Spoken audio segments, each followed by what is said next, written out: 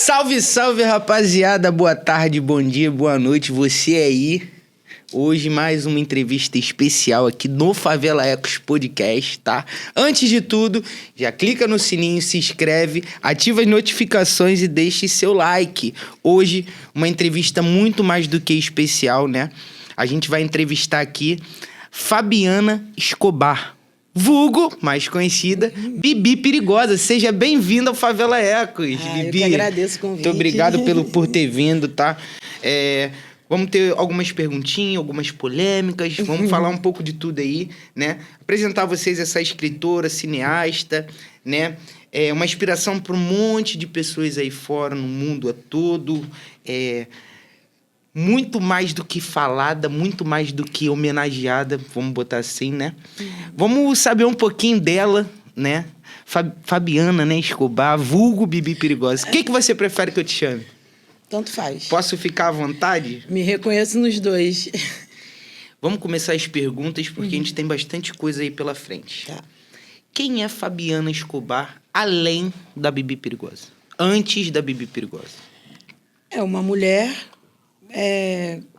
comum, com uma família, filhos, netos, com projetos, com experiências, né? Erros, acertos. E é isso, eu sou uma pessoa normal. Dentro da...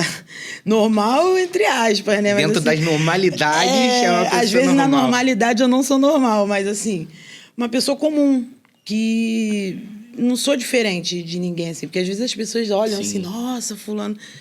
Eu tenho todas as questões que todas as pessoas têm, pessoais e externas, do mundo... Normal. Quais foram os seus maiores desafios no passado? Para você se tornar hoje a pessoa que você é? Eu acho que o primeiro desafio, para mim, assim, na minha formação como pessoa, como mulher, eu acho que foi lidar com a morte. Sim. Com a perda, né? De alguém que você ama. Para mim, foi o primeiro baque que eu tive de amadurecimento, assim, forçado. Fora outras coisas, né? Mas esse foi bem, bem forte. E depois, algo que me impulsionou, me transformou, foi um sofrimento, assim... Como é que eu posso falar? O sofrimento pessoal, né? Me fazendo de vítima, não. Mas, assim, coisas que aconteceram comigo... que através do que eu senti, do que eu sofri internamente, né, me transformaram. Em que momento você sentiu que a vida estava tomando um outro rumo, né? Desse sofrimento? A gente pode falar que isso te moldou, isso criou uma casca em você para que você estivesse disposta a descobrir o mundo de certa forma? Então, assim... eu tive várias viradas de chave, né? Pelo que você viu. Sim. Foram várias... parece vidas. Eu vivi várias vidas em uma só. Sim. Tanto que, quando eu me lembro, assim, muito do passado, eu falo, parece que foi em outra vida, né? E aí, conforme foram acontecendo as coisas, já é de mim... Eu sofro, tal, mas eu mesmo, meu fundo do poço, ele tem mola mesmo, assim, eu vou... Vai e volta. E eu vou daquelas que escorrega na porta, chorando, escutando uma música, e volto. Então, eu por várias vezes isso aconteceu e eu tive que reagir. Até porque, muitas das vezes, tinha mais gente envolvida, assim, que dependiam de mim. E talvez isso foi até o que me salvou, né? Essa dependência emocional foi o que te deu força para continuar, no caso? Dependência de ver que outras pessoas próximas, minha família, né? Minha mãe, meus filhos, depois meus netos, eles que me davam um motivo para seguir, sim, para ser forte, né? E aí, dentro disso, muita coisa aconteceu, porque para você, às vezes, dar uma guinada na vida, você tem que abrir mão A vida é abrir mão. Sim. Para você dar um passo, você tem que perder. Sim. Quando você anda, você deixa algo para trás. Exatamente. Né? Então, eu tive que abrir mão de várias coisas. Vaidade, né? A vaidade é a primeira, porque a vaidade leva a pessoa pro buraco. E aí, para seguir, tendo essa motivação inicial, né? As pessoas que acreditavam em mim, que dependiam de mim. Talvez se eu fosse sozinha, eu não teria... É tipo aquela coisa, não tem nada a perder. Sim. Né? E o que eu tinha a perder era bem valoroso, que era as pessoas que gostavam de mim. Não era dinheiro. Dinheiro foi uma das coisas que eu tive que desapegar, junto com a vaidade de ter, de fazer as coisas, e eu ter que esperar, não é agora, não está na hora, agora não dá, agora não dá, agora não dá. E depois, junto com isso, com essa motivação, veio... algo que eu entendo que é natural das pessoas, né? Que é a arte, ela vem da pessoa. A cultura é como a gente lida com isso. Sim. Né? Então, foi a segunda coisa que me fortaleceu. Primeiro, eu tive esse baque de ter que sobreviver, né? Me manter viva. E a segunda que veio dando aquela luz, que é a arte. Falando em arte, a gente vai falar, lógico, né, do livro, né, o livro Perigosa, Sim. no qual você escreveu no ano de 2017, não foi? Eu escrevi em 2012. E num blog. E depois eu escrevi... Não, na verdade eu escrevi no blog em 2011, publiquei em 2012 como livro, né? E aí, inicialmente, eu escrevi como um desabafo, uma defesa, porque... aconteceram várias coisas e eu já era uma pessoa exposta nessa Sim. época, né? Só que negativamente. Então, eu, desde 1990 e alguma coisa, eu não sei porquê, mas eu sempre fiquei um pouco exposta, assim, né? Devido às coisas que aconteciam. Mas em 2005, para frente, assim... Então, muita gente já me acompanhava, estava ali. E, ao mesmo tempo que vem gente que vai te acompanhar, vai torcer por você... Vem aqueles que vão de hater, né? A turma que te dá paulada. E essa paulada, ela vem... É assim, quando você faz uma coisa, seja boa ou ruim, você tem que estar preparado, né? Porque opinião, cada um tem uma. Então, para me defender, eu não conseguia responder uma pessoa, duas pessoas. Era uma multidão me xingando... né? E eu sempre tive muita relação com rede social, com Orkut. Sim. Antes de Orkut, eu já ficava lá no bate-papo da UOL, da cadeia, não sei o que. E aí, por isso, eu escrevi o blog. E ali, eu consegui tratar em mim muita coisa que eu não falava. E eu sofri muito para escrever o livro. Tanto que quem lê o livro sente a carga emocional. Sim. O pessoal fala assim, eu sei, eu chorei quando eu escrevi. Então, essa carga passou. Eu trabalhando na loja, escrevendo assim, o pessoal passando, que era de vidro. E eu chorando, garganta... Sabe quando você tá chorando, Sim. prendendo, bebendo água assim, escrevendo. Então, e foi um sufoco, porque às vezes eu ficava sem internet, eu tinha que descer com um tablet pra pracinha, pra poder... Porque era um blog, então eu tinha que postar. E o pessoal, posta mais. Então, foi assim, o livro, né? Pô, que história bonita. E como foi a sua sensação dessa história, né, desse livro, fazer parte de uma novela da Globo? Cara, aconteceu pra mim tão naturalmente, porque não era algo que, meu sonho é... Sim. Não era. Nunca, né? Mas esse contato foi feito através do blog, né, que a Glória Pérez leu, na época que ainda era um blog, e ela compartilhou no Twitter, e alguém me falou, tirou o print e falou, caramba, olha aqui, falando seu blog, porque muita gente lia. Adolescente ficava esperando aquilo, os capítulos, né? E aí eu fui e agradeci pelo Twitter, aí ela falou, nossa, sua história, não sei o quê. Porque não é questão que as pessoas, né, história é bonita. Ela olhava a forma que eu percebia o que estava acontecendo comigo, né? Porque falar de tráfico, falar de comunidade, falar de casamento, falar de amores, falar de traição, eu posso falar de você. Uhum. Mas você falando do que você passou é diferente, é o Sim. seu olhar. E esse olhar familiar, olhar feminino em relação, no caso, ao tráfico, de como aquilo ali aconteceu comigo e como que eu enxerguei aquilo ali para mim, nas minhas questões pessoais familiares, ela achou isso interessante, né? Não era uma coisa que já existia tanto, assim, porque as pessoas, até hoje, muitas não falam, porque tem medo, porque ainda acabam tendo algum vínculo, então é difícil das pessoas falarem sobre isso. E aí aí começou a conversar, ela estava pesquisando para o Salve Jorge na época, sobre comunidade. Aí ela viu, por isso que ela me achou. E aí no Salve Jorge mostrou meu blog, né, mostrou várias coisas minhas, falava de mim, então os personagens falavam, porque se fosse com a Bibi perigosa, né? Quando tinha caso de briga de casal, aquela confusão. E aí depois que passou o Salve Jorge, ela falou, Bibi, vamos fazer uma série do teu livro, tererê. Aí eu falei, vamos. Eu já tinha bastante amizade com ela, eu conversava muito, então eu confiei nela. A Globo é um detalhe. Sim. Meu negócio era com ela, assim. Então, o pessoal, eu confio nela, ela não vai fazer nada que vá me prejudicar. E ela teve muito cuidado quando ela fez, assim. Eu falo até assim, nossa, eu tô bem boazinha na novela, porque ela tinha esse cuidado de tentar retratar exatamente o que eu senti no livro. E ela conseguiu. Mas você participou da construção da personagem da Juliana Paz? Sim. Diretamente? Diretamente. A Glória, eu ia pra casa dela e ela ia com o livro, ela me perguntando cada acontecimento do livro. Caramba, legal. E eu ia contando, porque dá dias contando, né? Muita história. E eu falo pra caramba. E ela botava a câmera e filmando. Aí ela passou essas imagens todas pra Juliana. Que quando eu encontrei com a Juliana pessoalmente, ela falou, nossa, eu nunca vi tantas horas de um vídeo de uma pessoa só. Porque tinha muita coisa.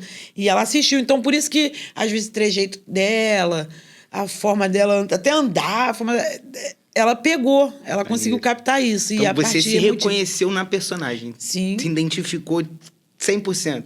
Sim. Foi muito maneiro isso. Eu acho que é uma experiência incrível, né? Eu acho que muitas pessoas que trabalham com arte, como você falou da arte, elas têm vontade de ser inspiração para outras pessoas, sabe? E o que você fez, né, de expor a sua vida, foi algo que muitas pessoas queriam ter coragem de fazer, como você mesmo explicou, mas não tem vamos botar sagacidade para desenvolver aquilo, sabe? Um medo, um receio. Sim. Então, parabéns, que coragem você teve. Mas, e não é uma coisa assim tão fácil, que, como eu falei, aumenta a proporção, aumenta ataque. Eu nunca me incomodei com ataque, porque é uma história complicada. Eu no livro eu falo, não é uma história bonita. Sim. Não é, mas é uma história real que eu vivi. E falar coisas bonitas todo mundo quer. Eu posso chegar aqui e falar, não, eu estudava na UFRJ, né? Eu fazia estágio, eu trabalhava, eu tenho um curso disso, curso daquilo. Todo mundo quer falar disso. Sim. Ninguém vai... Algumas pessoas, né, bem doidas, que nem eu, falam os erros. Os próprios erros. E não adianta eu identificar um erro meu e continuar fazendo. E essa foi a minha virada, assim, porque eu percebi toda a caminhada que eu fiz com as motivações que eu tinha naquele momento, que eu não... você tem opções. Depende. Depende do que você está vivendo, depende de muita coisa ali. Naquele momento ali, hoje eu já tenho mais maturidade, eu já passei por aquilo para saber o resultado. Uma coisa é você não saber. Outra coisa. Então, por mais que eu fale para uma menina assim, se envolver com alguém que está também precisando de ajuda, né? Porque às vezes é um menino que está envolvido, ele também precisa de ajuda.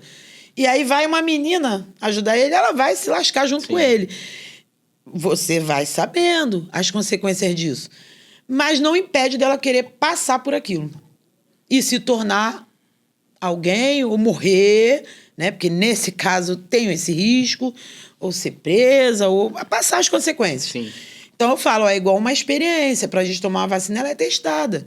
E aí a gente sabe o resultado. Então eu sei o que acontece, como acontece. Mas não tem como impedir uma pessoa de querer viver aquilo. Sim. Agora, viver consciente, né? Tem que... Sabendo dos riscos. É o máximo que eu consigo fazer. Se você pudesse voltar no tempo, você faria tudo igual ou mudaria algumas coisas? É muito fácil agora eu falar, eu mudaria isso, mudaria. Eu não teria como mudar. Se eu voltasse no tempo sem saber o que iria acontecer, não, é uma coisa que não dá, não tem como. Acho que eu teria vivido do mesmo jeito, porque agora é fácil. Porque Sim. se tivesse... Terminou tudo bem, entre aspas, porque tem consequências que eu ainda vivo devido a isso, familiar. Eu vivo ainda a consequência disso. Mas terminou tudo, né? Tudo bem.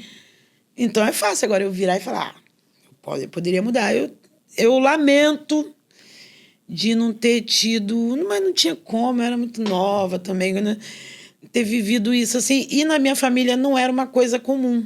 Então não era uma coisa que a gente tinha experiência dessas coisas. Não era. Apesar da gente morar na favela, a minha família sempre foi muito ligada à educação. Porque minha mãe é diretora, meu pai do IBGE.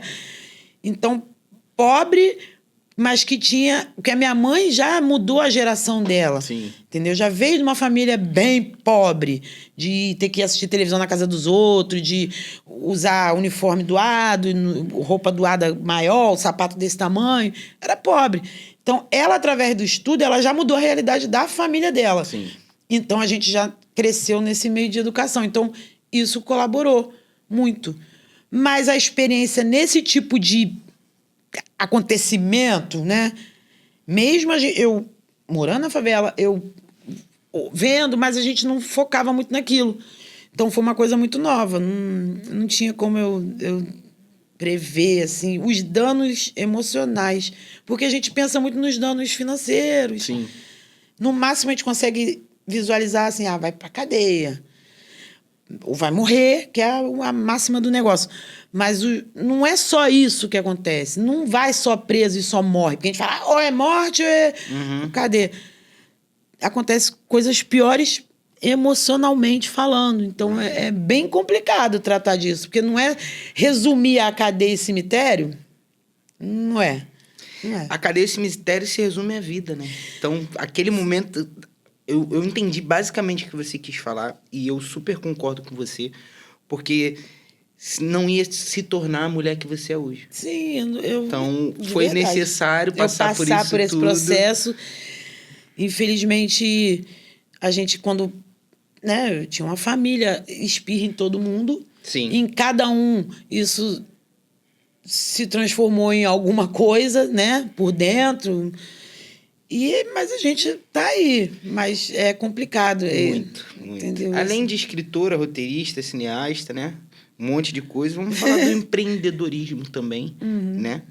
Que a gente sabe que você tem uma produtora, né? Sim. A Rossiwood. Como nasceu a Rossiwood? Então, a gente tinha um grupo de teatro, né? Porque é o que eu falei da arte, eu sempre tive. Eu sempre escrevi... O meu segundo livro, na verdade, eu escrevi ele em 2004. E achei o disquete, e atualizei. E depois eu escrevi o Perigosa. Então, eu sempre tive isso de arte, de teatro, apesar de ter sido uma criança estranha, calada, meio estranha. Até hoje eu sou meio estranha. Mas a gente tinha um grupo de teatro que foi a segunda fase da minha mudança. A primeira foi perder a vaidade, ficar ali, na minha, né? Abrir mão de muita coisa. A segunda foi através da arte, que foi o quê? Eu começar a me expressar e tirar o foco dessas coisas através disso. Então, a gente tinha um grupo de teatro, eu fui convidada para ser... Primeiro, ajudar a escrever roteiro, porque eu já escrevia, da Aline Falcão, que ela já até faleceu, para ser assistente de direção dela no grupo, porque eles estavam montando uma peça. Porque eu não gosto, por incrível que pareça, eu não gosto de... não, você vai participar da peça. Meu Deus, eu tenho que ficar repetindo a mesma coisa, eu não consigo repetir igual, nunca vai ficar igual, então a pessoa vai ficar até em dúvida em qual escolher. Mas aí eu estava como assistente ali, eu estava ali. E a partir daí, é o grupo que são meus amigos até hoje, né? Isso foi em 2014, né? A tropinha ali.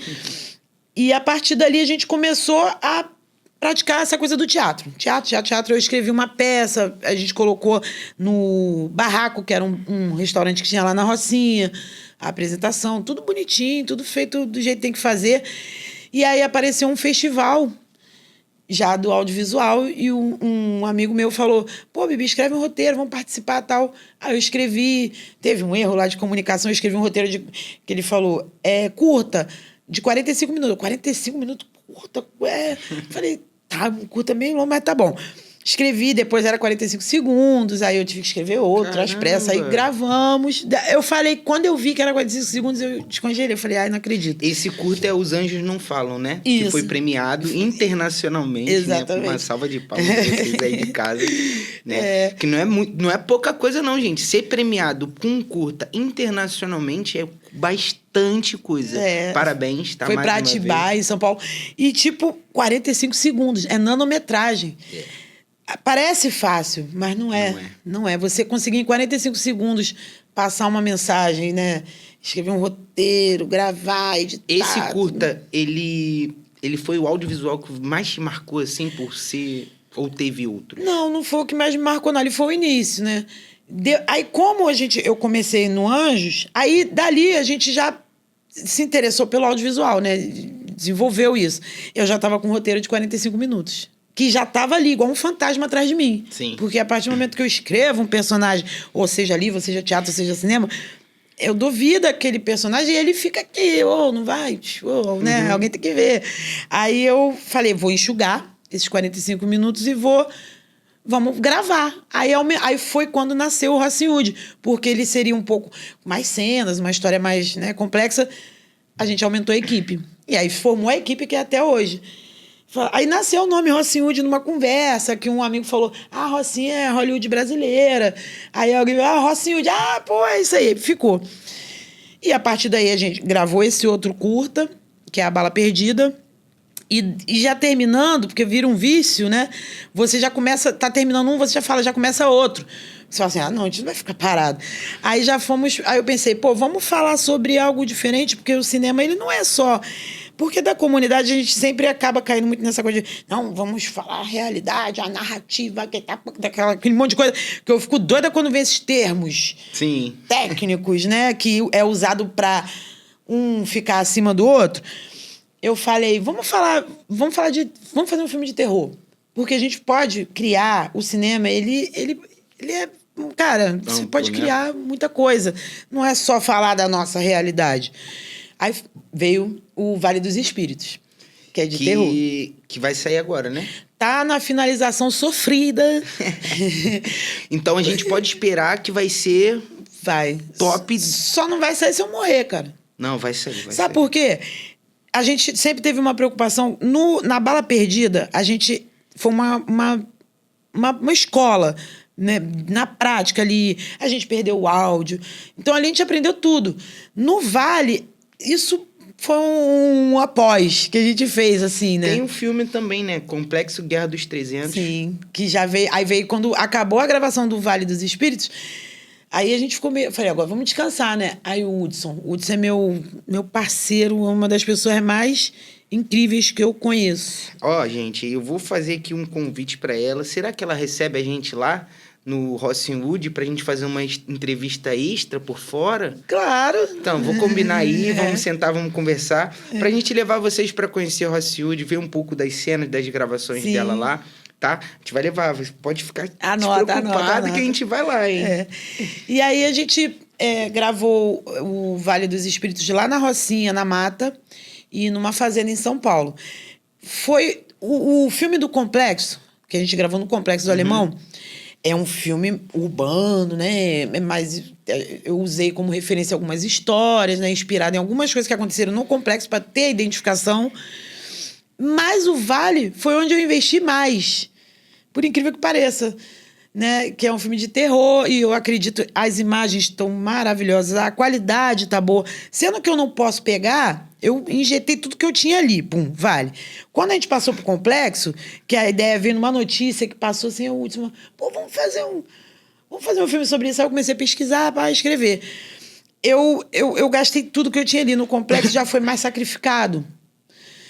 Coisa de vender carro, né? A equipe se juntar para poder estar fazendo a produção, tudo com o nosso dinheiro. Não teve dinheiro. Investidor, né? Nada. Não... Saiu no jornal, na Folha de São Paulo, no Estadão, no Dia, na televisão. mesmo... Por isso que quando às vezes eu vejo o pessoal muito emocionado com mídia... Sim. Eu fico olhando assim, pensando... Ih, porque não é assim, não é porque tá em todos os jornais, revistas, não sei o que vai ter... a gente batendo nessa tecla anos. Não teve. E quando a gente gravou O Vale e já emendou no filme do Complexo, a gente atravessou uma era muito difícil. Por quê? Foi um período... O Vale, a gente recomeçou ele 2 vezes. Porque a gente estava gravando com uma câmera. Quando eu tive dinheiro, eu mudei de câmera. E a gente sentou e falou, o que a gente faz? Começa do zero de novo? Com uma qualidade... Melhor. Né? Sim. Aí, quer dizer, a gente começou em 2017. Quando chegou em 2020... E aí teve uma guerra na Rocinha, por isso que a gente teve que... Sim. Atrasou, porque a gente gravava no meio do mato. Chegou em 2020, 2021, a gente, vamos regravar tudo, com qualidade. E aí começamos de novo. Tudo de novo. E do Complexo, a mesma coisa. Então, a gente sempre teve uma preocupação de ter qualidade. O filme, ele tem qualidade, ele é igual qualquer outra produção milionária. Sim. A diferença é que todo mundo que estava ali investiu com trabalho para, na frente, ganhar. Colher os frutos, né? Porque hoje em dia um orçamento de um filme é 5 milhões, 4 milhões. No mínimo. Entendeu? No mínimo. 200 pessoas. Um aqui, o assistente, e a gente se transformava em 10 para fazer tudo. E fizemos. Mas atravessamos a etapa de não ter investimento na cultura, né? Que foi o período daí para trás. Não tinha o investimento na cultura. Não tinha... As pessoas que tinham dinheiro para produzir deram uma freada, porque não estavam recebendo o investimento que eles estão acostumados. Uhum. Então, os atores, os produtores que eu trabalho da comunidade ficaram sem nada, porque nem eles conseguiam produzir internamente nosso e nem conseguia trabalhar para ninguém, porque ninguém estava produzindo. Pagava. Hoje tá moleza, entendeu? Mas na época que a gente pegou, todo mundo parou de produzir, foi fazer outras coisas, e a gente ficou ali martelando aquilo ali, não. E, cara, de não conseguir nem botar o pé no chão, ardendo a sola do pé, chegando à exaustão. Mas tá aí. E aí, eu não posso chegar agora e estragar todo o trabalho que a gente fez, com qualidade, num esforço faraônico, e eu pegar e eu mesmo editar o filme porque eu tô com pressa, porque o pessoal quer ver o filme. Não. Tem que ser, pra entregar tem que ser um negócio direito, né? Claro, a hora vai chegar, entendeu? Essa hora vai chegar. Tem uma história ainda que você queira passar pros internautas que você ainda não passou, mas vai fazer? De roteiro? Isso, como cineasta e roteirista. Eu tenho um roteiro já que eu comecei a escrever como livro, porque eu sempre começo escrevendo como livro. A ideia vem inicial como livro e depois eu já vou adaptando e já passo para roteiro mesmo de cinema. Ou teatro, talvez. Eu tenho vontade de fazer um filme sobre saúde mental. Bom. Eu tenho já esse roteiro. Spoiler pra você, só aqui no Favela Ecos. Eu tenho esse roteiro e eu gostaria de fazer, mas eu não vou fazer nada enquanto eu não lançar os 2 filmes. E eu já falei, não me chama pra fazer, não vou, a não ser que seja uma coisa assim de 2 dias, 3 dias, porque eu não vou me envolver em outro longa e os 2 filmes lá esperando pra editar, sendo que é 250 mil no barato pra editar um filme. Foi o orçamento que a gente recebeu. Então, tô recebendo isso, é 250 mil pra tu editar o filme, te entregar ele pronto, com cartaz, distribuído. Aí eu falei, nem se eu vender a minha casa, eu não consigo esse dinheiro. Não tem como. E aí a gente tá tentando edital, né? Só que aí entra num assunto que a gente vai levar uma semana aqui sobre os editais. Infelizmente. É muito complicado. Porque tem aquela peneira natural, existe esse discurso de incentivo nas comunidades, de apoio. Vem acontecendo, algumas pessoas estão conseguindo, mas é sempre muito reduzido. Sim. Pelo que é distribuído. As produtoras independentes que trabalham na comunidade não têm acesso assim, ao que eles dão para outras. Que já é uma cultura, né, do cinema. O cinema não é para pobre fazer, mas a gente é insistente, a gente é teimoso. E é isso. Romper essa bolha é difícil, né? A gente estava falando aqui sobre carreira e projetos, né? Agora a gente vai entrar mais na sociedade e representatividade da sua pessoa, Sim. né? Como você enxerga e como você quer que melhore, né? A mídia retratada na favela. Cara, eu sinto uma dificuldade, né? Assim, isso aí é o que eu sinto. Que a favela, as coisas elas vão criando um ecossistema ali. Único. E dentro da favela, essa busca, uma das coisas que mais atrapalha as coisas de acontecerem, as pessoas de concluírem, de alcançar alguma coisa, é a busca pelo dinheiro. Não adianta. E o dinheiro ele está associado à política. E a politicagem dentro da favela, como em todos os lugares, ela começa a... Parece que as pessoas estão unidas para reivindicar, mas não é. Não é. A política, ela divide a favela. Por quê? Porque entra interesses pessoais. Sim. E a busca do quê? Dinheiro. Então, isso atrapalha. E aí, muita coisa que... A favela ela não é diferente. Muita coisa que é mostrado não é a realidade. Sim. Mas é o que interessa a alguns setores da comunidade. Então, alguém pode mostrar uma favela super... empreendedora. E não é, cara. Não a é. realidade em si não é essa, não né? Existe um esforço muito grande de vários grupos, várias pessoas, mas estão o tempo todo sendo limitadas e a limitação ela começa dentro da comunidade, por essas pessoas que estão buscando dinheiro. Sim. Essa é a verdade. E pela busca do dinheiro, você vai pela política, que é quem administra o dinheiro todo. Infelizmente. Entendeu? E aí essa politicagem acaba criando barreiras. Por exemplo, eu não costumo me envolver em política porque é muito sério você botar sua cara e falar assim, fulano, beltrano, né? Mas, infelizmente, a política, ela é feita para organizar essa questão, né, social aí da comunidade, de todo mundo, coletivo, e você tem que ser político. Sim. Qualquer negociação que eu faça, até eu ir negociar para poder abrir uma câmera na comunidade... e todo mundo sabe que não é assim. Eu tenho que articular, eu tenho que dar segurança para quem vai gravar, para quem está lá e não quer ser filmado. Eu tenho que ser de confiança de todo mundo. Exatamente isso. Então eu tenho que fazer política, né? Eu tenho que ser política ali para conseguir fazer o meu trabalho, fazer o que eu gosto, fazer... O meu trabalho não é individual. O individual é meu livro. E mesmo assim... Eu dependo da editora, eu dependo de um monte de coisa.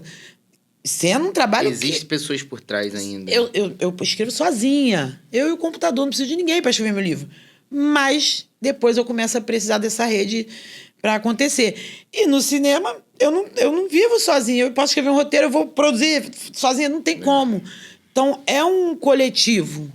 É um coletivo. Exatamente. Ninguém é mais importante que ninguém. Eu sozinha, sem a câmera, não dá. A câmera sem o diretor, o outro sem não sei o quê, sem a luz, sem o áudio, sem a pessoa que vai ligar os cabos. Então, é um trabalho político o tempo todo. É aquele trabalho de formiguinha, né? Que você Equipe. Precisa ser a política da boa vizinhança, Sim. Né? Você precisa ser bom com todo mundo, mas na hora que tem que dar esporro, dá um esporro. Mas tem que ser dessa forma para as coisas poderem funcionar. Sim. Isso eu acredito que em tudo quanto é lugar. E lidar com o ser humano, assim, por mais que estejam todos num ambiente de trabalho, um ambiente politicamente correto, né? Que não está cometendo crime, não está fazendo nada, as pessoas cometem erros. Sim. E a ética, mano, é uma das coisas assim... A falta da ética, né? Que...